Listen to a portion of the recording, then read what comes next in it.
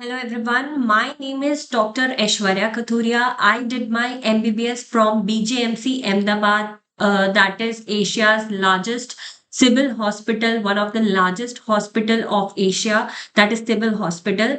And I secured an AIR rank of 753 in NEET 2015, UKPMT rank 40, and GB Pant rank was 29, and my AIMS rank was 1103.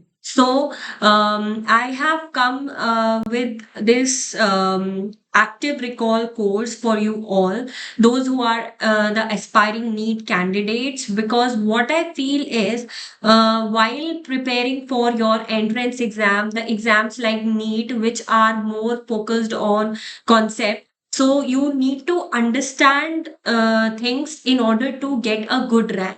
और जब तक तुम उन चीजों को अच्छे से नहीं समझोगे, you won't get a good rank in your exams. So for that I have come with an concept कि हम एनसीईआरटी जो है बायोलॉजी की, वो हम एक्टिव रिकॉल मेथड से पढ़ेंगे. Because in the initial stages of my preparation, even I also did not know कि active recall method क्या होता है. I used to simply read things, and again reading things, I was wasting time because हमारा focus जो है simply passive reading में खो जाता है. So an important and a smart way of learning in a very short span of time is the active recall method. What is active recall method? जब भी तुम पढ़ाई कर रहे हो तो ask yourself question, ठीक है, make questions from that topic, because it is a little bit difficult to make questions of the topic when you are reading it for the first time. So I have prepared the questions for you, how to read various topics, how to read your NCRT in an active recall method. So we will be learning the whole NCRT together in via the active recall method. Because I later on realized I was simply wasting time in rereading things and passively watching the lectures. Even many of the lectures, they focus on passive reading, and they are not useful कि आप simply बैठ के उस lecture को सुन रहे हो. ठीक है, तो उससे क्या होता है कि ना तो वो चीज दिमाग में फिट बैठती है, थोड़े टाइम के लिए याद रहती है, बट लॉन्ग टर्म नहीं जाती है वो मेमोरी में. ताकि जो भी इंफॉर्मेशन हम आज पढ़ रहे हैं वो सीधा लॉन्ग टर्म मेमोरी में जाए, लॉन्ग लास्टिंग हो, एंड कम पढ़ना पड़े. उसके लिए I have come with this method of active recall, जिसमें हम क्वेश्चन आंसर के फॉर्मेट में पढ़ेंगे और सारे टॉपिक्स को अच्छे से समझेंगे. This journey is going to be very very interesting. You are going to love biology. And also I want to tell you कि ये मेथड मुझे बाद में पता चला था कि अगर मुझे ये मेथड थोड़ा सा पहले पता चल गया होता तो I think I would have done really well. Instead of getting 753 rank, maybe I would have been in top 100 or top 10 ranks also. So I'll tell you my story of AIPMT. That time we had NEET only. There was one, no, in our time we did not have NEET. We had AIPMT, we have UKPMT. But थोड़े से centralize हो रहे थे उस time पे exams. But we had AIPMT and I secured a rank of 753. How did I do that? In just 3 to 4 months. I will be very honest, मैं झूठ नहीं बोलूंगी, मैंने 4 महीने लग के पढ़ाई करी और मेरी रैंक 753 आई थी. मैंने पूरे साल इतना अच्छे से नहीं पढ़ा था. नाउ मेरा 11th 12th स्ट्रॉन्ग था, इसलिए हो सकता है कि मुझे 4 महीने में अच्छी रैंक आ गई हो. And what I did was I made 1 page notes of various topics. ठीक है, कोई भी चैप्टर पढ़ रही हूँ तो उसका मैंने ना पूरा 1 पेज का नोट बना लिया था, ताकि एग्जाम से 10 दिन पहले मुझे बस वो 1 पेज के नोट्स पढ़ने पड़े. ठीक है, और वो 10 दिन में मैंने 1 पेज वाले नोट्स 10 बार रिवाइज किए होंगे. And one more thing, I made notes जिसमें मतलब actively I was recalling things again and again. I was asking questions to myself and then answering them to myself. तो हम इसी तरीके से एग्जाम की तैयारी करेंगे. We will learn biology via active recall method only. So today we will be starting with the chapter reproduction. Reproduction में NCERT में you are having 4 chapters, that is reproduction in organisms, sexual reproduction in flowering plants, human reproduction and your reproductive health. Okay. You are having 4 chapters, and one by one we will study these chapters via the active recall method. The chapter 1, that is about reproduction in organism, it will tell you about various types of reproduction, how do single cell organisms reproduce, how do complex organisms reproduce, how do various life forms actually reproduce. Then chapter 2 is about sexual reproduction in flowering plants, and it will tell you about the plants nature romantics. And ये वाला chapter जो है ये तुम्हें sexual reproduction in flowering plants, pollinators and magic of fertilisation के बारे में बताएगा. फिर ह्यूमन रिप्रोडक्शन वाला चैप्टर बहुत इंटरेस्टिंग होने वाला है. वी विल लर्न कि कैसे स्पर्म और egg lead to formation of a baby in a mother's womb. ठीक है. फिर चैप्टर 4 जो है वो रिप्रोडक्टिव हेल्थ पे है, और रिप्रोडक्टिव हेल्थ तुम्हारी प्लांट्स और ह्यूमंस दोनों के बारे में हम रिप्रोडक्टिव हेल्थ पढ़ेंगे. And before that, I want to tell you about one important personality who was Panchanan Maheshwari. ठीक है. पंचानन महेश्वरी एक रिमार्केबल बॉटनिस्ट थे. उनका जन्म हुआ था 1904 में जयपुर राजस्थान में. ठीक है. एक क्रिस्प नवंबर मॉर्निंग थी जयपुर में राजस्थान में. ऑलमोस्ट 1 सेंचुरी मतलब पहले, तुम 100 साल पहले ऐसा इमेजिन कर सकते हो. सुबह का टाइम था और पंचानन महेश्वरी जो है ही वाज बॉर्न. एंड जब वो छोटे थे तो ही नेवर न्यू कि वो बड़े होके एक बॉटनिस्ट बनेंगे. नाउ उनकी जर्नी, जो नॉलेज की जर्नी थी वो इलाहाबाद से शुरू हुई. पंचानन में वो भूख थी नॉलेज के लिए, and he went to Allahabad to pursue his higher education. ठीक है. वहां पे उन्होंने अपना करियर शुरू किया, और उनके कॉलेज डेज जो थे वो सिर्फ एकेडमिक्स के बारे में नहीं थे, वो काफी इंस्पायर्ड रहते थे. और उनकी लाइफ में डॉक्टर डब्ल्यू डचियन का इन्फ्लुएंस पड़ा. ठीक है. डॉक्टर डब्ल्यू डचियन जो थे उनके मेंटर थे, जिन्होंने उनके अंदर लाइफ लॉन्ग पैशन को इग्नाइट किया फॉर स्टडिंग बायोलॉजी. ओके. तो पंचानन के जो मेंटर थे डॉक्टर डब्ल्यू डजियन, वो एक अमेरिकन मिशनरी टीचर थे. और डजियन के जो शब्द थे that expressing Dajjon words expressing satisfaction if a student surpassed him resonated deeply with Panchanan. The inspiration of Dr. W. Dajjon ignited interest in botany, especially in the field of morphology, doctor Panchanan में. And फिर पंचानन महेश्वरी ने botany के world में embryology को जन्म दिया, taxonomy को जन्म दिया. And also he established the department of botany at the University of Delhi. Okay. और वो एक significant center है जहाँ पे एम्ब्रियोलॉजी की और टिश्यू कल्चर की रिसर्च की जाती है. और टेस्ट ट्यूब फर्टिलाइजेशन भी पंचानन ने अपने बहुत इंपॉर्टेंट काम किए टेस्ट ट्यूब फर्टिलाइजेशन में, इंट्रा ओवेरियन पॉलिनेशन में. और बाद में उनको बहुत सारे ऑनर्स मिले हैं. Panchanan Maheshwari's brilliance has was acknowledged by prestigious institutions जैसे कि royal society of London, FRS. ठीक है. He became member of Indian National Science Academy, and his legacy extended beyond the lab. And he played pivotal role in developing the very first biology textbook for higher secondary schools. तो तुम्हारी NCERT जो है वो पंचानन महेश्वरी ने लिखी है. And his commitment to education left an indelible mark on generations to come. Okay. सो ये थी पंचानन महेश्वरी की कहानी, जिन्होंने एनसीईआरटी की टेक्स्ट बुक एक्चुअली स्टार्ट करी, who wrote this beautiful book. And this is a very nice book. और इसके अलावा आई डोंट थिंक सो तुम्हें पढ़ने की जरूरत है for your medical entrance examinations and as well as for your 12th examinations. So now we will start with chapter 1, that is reproduction in organisms. ठीक है.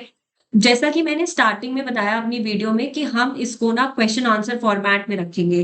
तो बाद में भी अगर तुम ये वीडियो को देखते हो, if you are seeing it for the first time, तो पहले तो थोड़ा-सा ना दिमाग लगाना पड़ेगा कि अ, इस वीडियो को देख के तुम्हारे अंदर क्यूरियोसिटी आएगी। You will try asking questions to yourself and that will help you in deep understanding. Deep understanding बहुत बहुत जरूरी है। सुपरफिशियली तुमने पढ़ लिया, that will not help you in cracking the exam. Deep understanding is important for cracking the entrance examinations, ठीक है। तो your first question that should come into your mind is reproduction in organisms के बारे में अगर हम पढ़े तो what is the significance of understanding N organisms life span, ठीक है। किसी भी ऑर्गेनिज्म का लाइफ स्पैन जानना क्यों जरूरी है, ठीक है।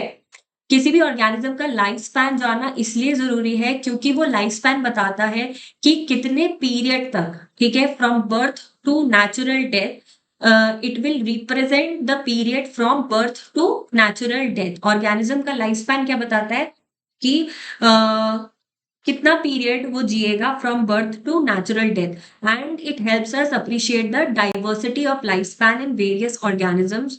किसी भी ऑर्गेनिज्म का लाइफ स्पैन अगर हम जानते हैं तो हमें पता लगता है कि कुछ ऑर्गेनिज्म का लाइफ स्पैन बहुत ही कम दिन होता है और कुछ organisms even thousands of years तक जीते हैं। Now can you explain the variety in life span, ठीक है। वेराइटी इन लाइफ स्पैन काफी एक्सट्रीम है। कुछ ऑर्गेनिज्म बहुत ही कम दिन में तक जीते हैं और कुछ ऑर्गेनिज्म सालों तक जीते हैं, 1000 ईयर्स तक जीते हैं। जैसे कि तुम्हारा कुछ ट्रीज होते हैं, they live for thousands of years. कुछ दिनों तक जीने वाले ऑर्गेनिजम्स होते हैं जैसे कि तुम्हारा मे फ्लाई, ठीक है। मे फ्लाई जो है वो कुछ दिनों तक ही जीता है। नाउ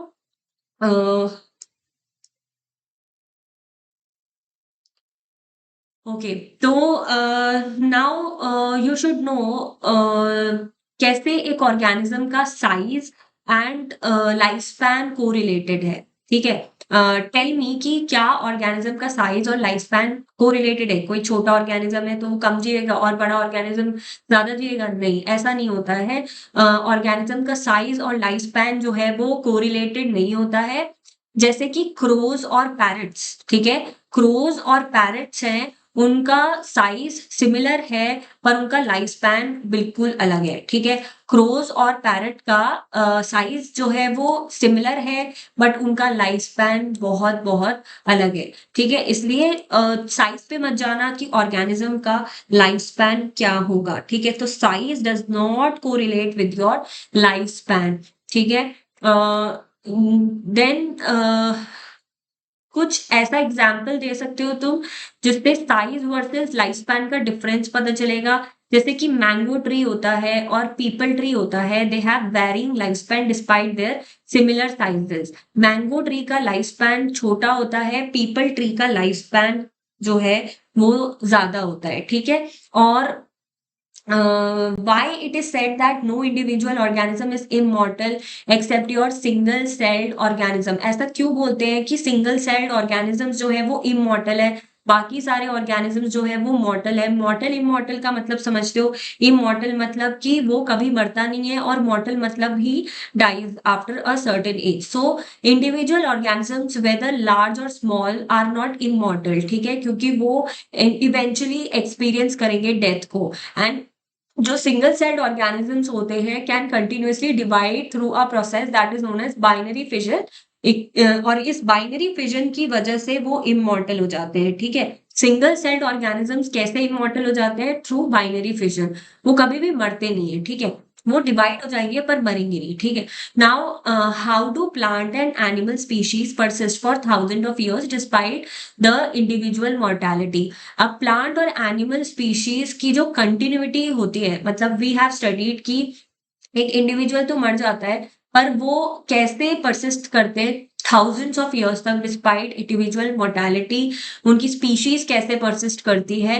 रिप्रोडक्शन के थ्रू परसिस्ट करती है, ठीक है। इसलिए reproduction is important to persist for the persistence of these plant and animal species, ठीक है।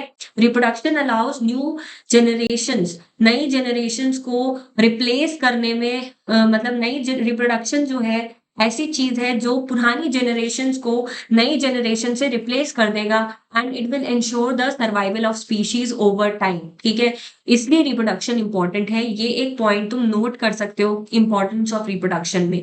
Now why is reproduction considered something we often take for granted? हम रिप्रोडक्शन को इतना ग्रांटेड क्यों लेते हैं? क्योंकि ये एक फंडामेंटल प्रोसेस है, कॉमन प्रोसेस है लिविंग वर्ल्ड का। Many organisms go about their daily lives, but rarely do we stop to think about how this incredible process allows life to persist and evolve on our planet। ठीक है, तो ये बहुत ही मतलब fundamental process है, common process है, और हम जो है मतलब कभी भी सोचते नहीं है कि ये कितना इंट्रूगिंग प्रोसेस है। तो why is reproduction considered something we often take for granted? That is the answer। तो next topic is about the fascinating world of reproduction. इसके बारे में और अच्छे से समझेंगे। और now tell me what do you understand by reproduction? ठीक है, why reproduction is important in biology, and तुम रिप्रोडक्शन से क्या समझते हो? ठीक है, why reproduction is important and what do you understand by reproduction. तो कोई भी तुम्हें पूछता है रिप्रोडक्शन के बारे में, रिप्रोडक्शन वर्ड जब तुम सुनते हो तो उससे क्या समझ में आता है? It is a biological process जिसके थ्रू ऑर्गेनिज्म जो है वो अपने बच्चे को जन्म देगा। It will give birth to offspring similar to itself, and reproduction is vital because it ensures the continuity of the species generation after generation. Importance मैंने बता दिया कि रिप्रोडक्शन का काम है to continue the species generation after generation. Without reproduction species जो है वो परसिस्ट नहीं करेंगे। Now what's the connection between reproduction and genetic variation? Genetic variation is created and inherited during reproduction. ठीक है, जब भी कोई ऑर्गेनिज्म रिप्रोड्यूस करता है तो उसके जीन्स में कुछ चेंजेस आते हैं। ठीक है, इसलिए ये कनेक्शन है तुम्हारा रिप्रोडक्शन और जेनेटिक वेरिएशन में। तो genetic variation is created and inherited during reproduction. Genetic variation is created and inherited during reproduction. ठीक है, अब how do different organisms reproduce and what factors influence their methods? ठीक है, अलग अलग ऑर्गेनिजम्स कैसे रिप्रोड्यूस करते हैं and what factors are influencing their methods. तो जो ऑर्गेनिजम्स हैं उन्होंने बहुत अलग अलग तरीके निकाले हैं रिप्रोड्यूस करने के। ठीक है, और ये जो तरीके हैं रिप्रोड्यूस करने के, दे आर इन्फ्लुएंस्ड बाय वो कहाँ पे रहते हैं, मतलब उनका हैबिटेट एंड उनकी इंटरनल फिजियोलॉजी कैसी है उस पर डिपेंड करते हैं। ठीक है, रिप्रोडक्शन जो है that can be broadly categorize. Reproduction को अगर तुम डिवाइड करोगे तो उसको दो तरीके में डिवाइड कर सकते हो, sexual reproduction and asexual reproduction. ठीक है, ये डिपेंड करता है वेदर एक ऑर्गेनिज्म इन्वॉल्व है तो उसको एसेक्सुअल रिप्रोडक्शन बोलोगे, अगर दो ऑर्गेनिजम्स इन्वॉल्व है रिप्रोडक्शन प्रोसेस में तो उसको तुम क्या बोलोगे? Sexual reproduction. Now what is asexual reproduction and what are the key characteristics? Asexual reproduction से क्या समझते हो और एसेक्सुअल रिप्रोडक्शन की कैरेक्टरिस्टिक्स क्या है? तो एसेक्सुअल रिप्रोडक्शन जो है वो तुम्हारा सिंगल पेरेंट को इन्वॉल्व करेगा, ये याद रखना। Asexual reproduction involves single parent. ठीक है, एंड जो ऑफस्प्रिंग जो होगा वो जेनेटिकली आइडेंटिकल होगा टू बोथ। ठीक है, जो भी ऑफस्प्रिंग होगा that will be identical to the parent as well as to each other. ये समझ में आ रहा? एसेक्सुअल रिप्रोडक्शन में जो है, एसेक्सुअल रिप्रोडक्शन में सपोज ये बैक्टीरिया है, बैक्टीरिया डिवाइड किया दो ऑर्गेनिजम्स में, तो अब ये जो दो बैक्टीरिया बने हैं वो एक दूसरे को तो रिजेंबल करेंगे, साथ ही साथ वो अपने मम्मा या पापा को भी रिजेंबल करेंगे। ठीक है, तो ये हो गया एसेक्सुअल रिप्रोडक्शन, और उसकी की कैरेक्टरिस्टिक है कि it will resemble your parent as well as it will resemble each other. ठीक है, These offsprings are often referred to as clones। इसलिए जो भी बच्चे प्रोड्यूस होते हैं बाय एसेक्सुअल रिप्रोडक्शन उनको हम क्लोन्स बोलते हैं। ठीक है, now can you provide examples of asexual reproduction? Asexual reproduction के एग्जाम्पल्स क्या हैं? एसेक्सुअल रिप्रोडक्शन जो है वो जनरली तुम्हारा सिंगल सेल ऑर्गेनिज्म में होता है। ठीक है, एसेक्सुअल रिप्रोडक्शन तुम्हारा सिंगल सेल ऑर्गेनिजम्स में होता है। इसके अलावा प्लांट्स और एनिमल्स में भी होता है जिनकी सिंपल ऑर्गेनाइजेशन होती है। ठीक है, जैसे कि तुम्हारा प्रोटिस्ट होते हैं और मोनेरन्स होते हैं, वो उसमें जो है पेरेंट वो भी तुम्हारा सिंगल सेल से डिवाइड हो जाएगा और 2 इंडिविजुअल्स बनेंगे। अब what are the some methods of asexual reproduction in organisms with simple organisation? ठीक है। अब अगर बात करें एसेक्सुअल रिप्रोडक्शन की, asexual reproduction in organisms with simple organisation, ठीक है। तो ये मेथड्स जो है एसेक्सुअल रिप्रोडक्शन के वो डिफर कर सकते हैं सिंपल ऑर्गेनिज्म में, जैसे कि ईस्ट जो होगा वो तुम्हारा बडिंग के थ्रू रिप्रोड्यूस करता है, और तुम्हारा जो अमीबा है, अमीबा जो है वो तुम्हारा बाइनरी फिजन के थ्रू रिप्रोड्यूस करता है। ठीक है। बडिंग में क्या होता है कि जो पेरेंट है, ठीक है, पेरेंट का एक छोटा सा पार्ट, पेरेंट का एक छोटा सा पार्ट एक नए ऑर्गेनिज्म में डेवलप हो जाएगा। बाइनरी फिजन में जो पेरेंट है वो 2 में स्प्लिट हो जाएगा इनटू 2 आइडेंटिकल डॉटर सेल्स। ठीक है, मेरी बात समझ में आई? बडिंग में क्या हो रहा है, पेरेंट का एक छोटा सा पार्ट अलग हो गया और वो तुम्हारा न्यू इंडिविजुअल में डेवलप हो गया। वाइल बाइनरी फिजन में क्या होता है कि पेरेंट जो है वो 2 अलग अलग आइडेंटिकल डॉटर सेल्स में स्प्लिट हो गया। ठीक है। अब हम अगले टॉपिक की तरफ चलते हैं, that is your asexual reproduction and various structures that are involve. ठीक है। तो what is one interesting way that single celled organisms reproduce and what is the term for it? तो सिंगल सेल ऑर्गेनिजम्स रिप्रोड्यूस करते हैं, single cell और organisms कैसे reproduce करते हैं?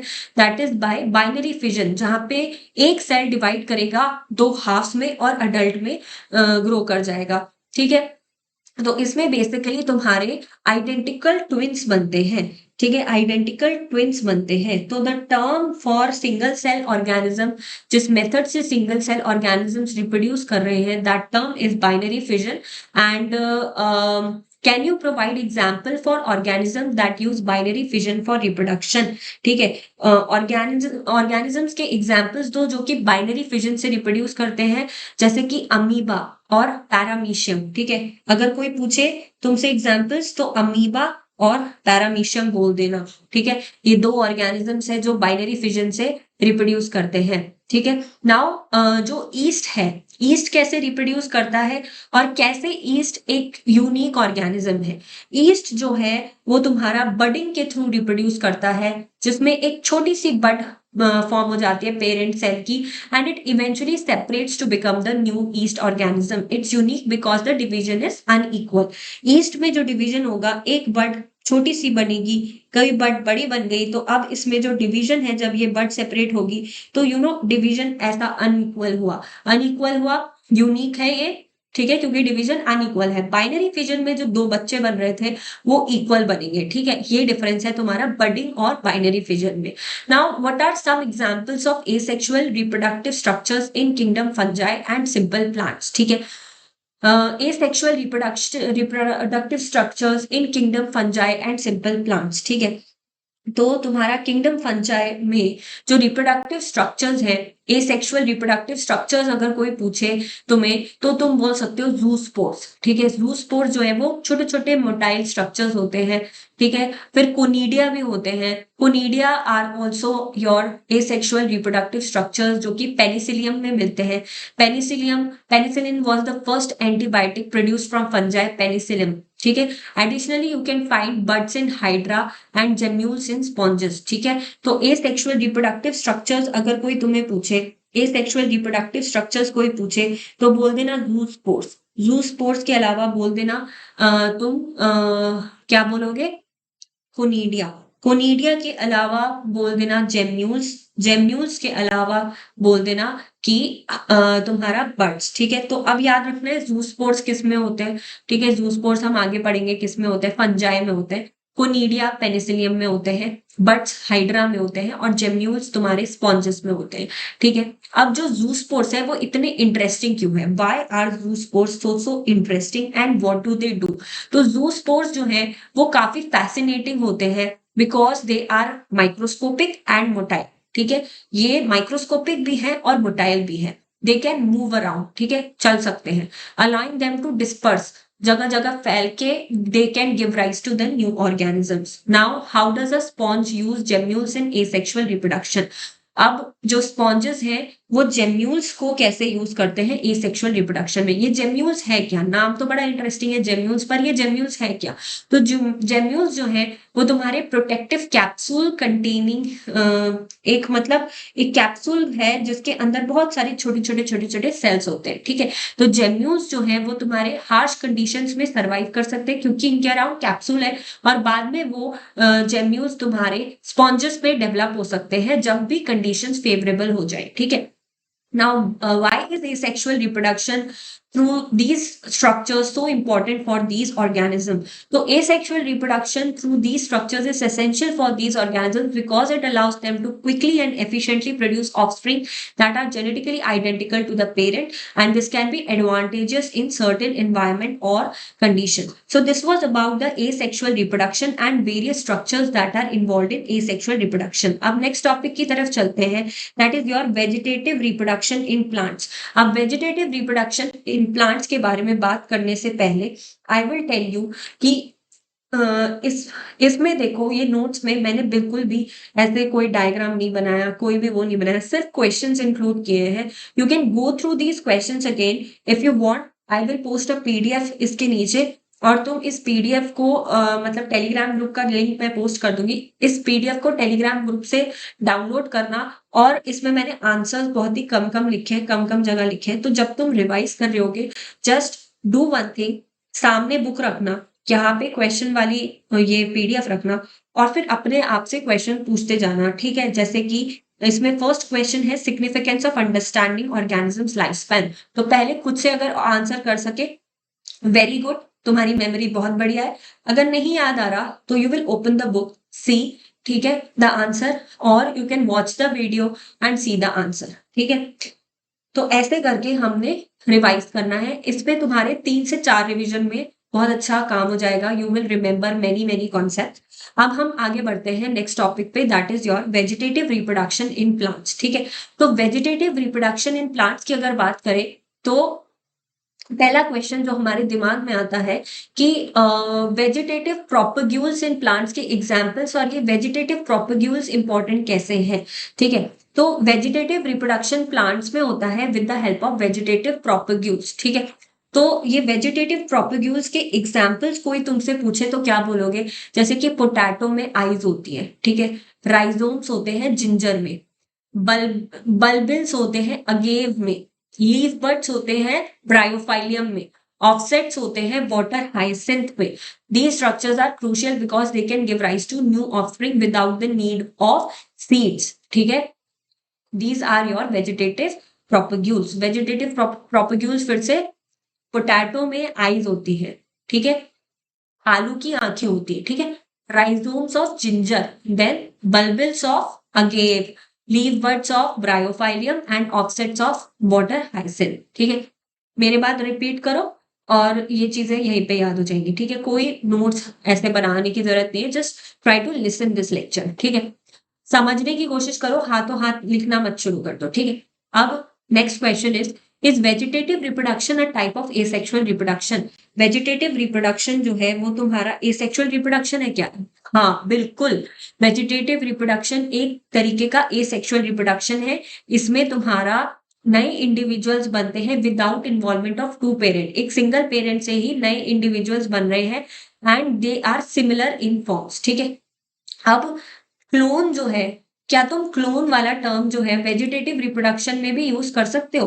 क्लोन तुम बोल रहे थे ना कि एसेक्सुअल रिप्रोडक्शन में जो ऑफस्प्रिंग बनेंगे उनको हम क्या बुला देंगे? क्लोन बुला देंगे। चलो बताओ, तो फिर वेजिटेटिव रिप्रोडक्शन में भी तुम क्लोन यूज कर सकते हो? जो भी बच्चे बन रहे हैं उनके लिए क्लोन टर्म यूज कर सकते हो? Absolutely, the term clone is very very applicable to the offspring that are produced by vegetative reproduction, ठीक है, क्योंकि ये जो इंडिविजुअल्स होंगे वो जेनेटिकली आइडेंटिकल होंगे to the parent plant and it's nature way of making exact duplicates. Nature का मतलब एक नेचुरल वे है to produce clones. Now why is the term vegetative reproduction used in plants instead of simply asexual reproduction? ठीक है, तो vegetative reproduction used in plants instead of asexual reproduction. तो vegetative reproduction तुम्हारा plants में ऐसा क्यों कि स्पेशल टर्म दे दिया प्लांट्स के लिए वेजिटेटिव रिप्रोडक्शन, ऐसा क्यों नहीं कि हम प्लांट्स में एसेक्सुअल रिप्रोडक्शन ही यूज करें, क्यों नई नई टर्मिनोलॉजी निकालनी है,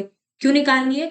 In plant world, the word vegetative reproduction is frequently used because it specifically refers to process of creating new individuals from the vegetative parts. क्योंकि हम नए इंडिविजुअल्स को बना रहे हैं फ्रॉम द वेजिटेटिव पार्ट्स, इसलिए हमने ये नया टर्म दिया है।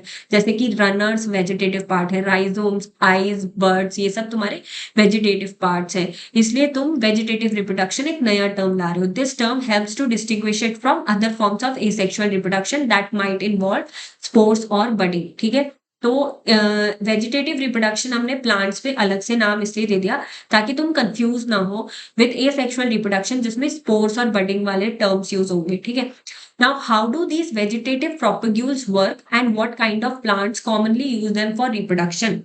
ठीक है, वेजिटेटिव प्रोपेग्यूल्स कैसे काम करते हैं एंड कौन से प्लांट्स कॉमनली वेजिटेटिव प्रोपेग्यूल्स को यूज करते हैं as a method of reproduction. So vegetative propagules जो है they are specialised plant structures that give rise to new plants. ये तो समझ में आ गया वेजिटेटिव प्रोपेग्यूल्स क्या है। वेजिटेटिव प्रोपेग्यूल्स ऐसे प्लांट के प्यारे प्यारे स्ट्रक्चर्स हैं जो कि नए नए प्लांट्स बनाएंगे, जैसे कि पोटैटो की आंखें, जिंजर में राइजोम्स, मिंट में रनर्स, वाटर हाइसिंथ में ऑफसेट्स, ये कॉमनली यूटिलाइज करते हैं इन स्ट्रक्चर्स को फॉर रिप्रोडक्शन। ठीक है, अब वेजिटेटिव रिप्रोडक्शन के बारे में इतना इंट्रूगिंग क्या है, इतना इंटरेस्टिंग क्या है वेजिटेटिव रिप्रोडक्शन के बारे में, क्या फैसिनेटिंग है वेजिटेटिव रिप्रोडक्शन के बारे में? It allows plants to create exact genetic copies of themselves ensuring desirable traits are preserved in the offspring. ठीक है, वेजिटेटिव रिप्रोडक्शन जो है प्लांट की अच्छी अच्छी कैरेक्टरिस्टिक्स ऑफस्प्रिंग में प्रिजर्व करने की कोशिश करता है and it's like the natures way of cloning and maintaining the best characteristics. ठीक है, अगर कुछ भी समझ में ना आए तो कमेंट सेक्शन में पूछ लेना, जो भी डाउट्स हो वो पूछ लेना। ठीक है, तो आज का सेशन इतना ही था। मैं चाहती तो और पढ़ा सकती थी, I would have taught you complete chapter, but मुझे एक सैम्पल वीडियो बनानी थी and I wanted to know your people, मतलब तुम लोगों का रिस्पॉन्स जानना था इस वीडियो के बारे में and did you like that video. ठीक है, देखो मैंने इसी तरीके से पढ़ा था और मेरी बहुत अच्छी रैंक आई थी एंड जो रिजल्ट वाला दिन था that was super, it was the best day of my entire life and I was so happy to get into the medical college with a great rank and into one of the topmost medical college. तो if you are liking my content, अगर तुम्हें पसंद आया मेरे पढ़ाने का तरीका and if you are genuinely you think कि I can teach you biology, it is me from जिससे तुम्हें biology पढ़नी चाहिए, तो please subscribe to my channel and please share my videos as much as possible to your colleagues, to your friends, because sharing से जितना ज्यादा आप knowledge बांटोगे उतना ज्यादा आपको benefit मिलेगा, उतना ज्यादा you will be benefited and thank you for watching this video. Please do tell your suggestions in the comment section.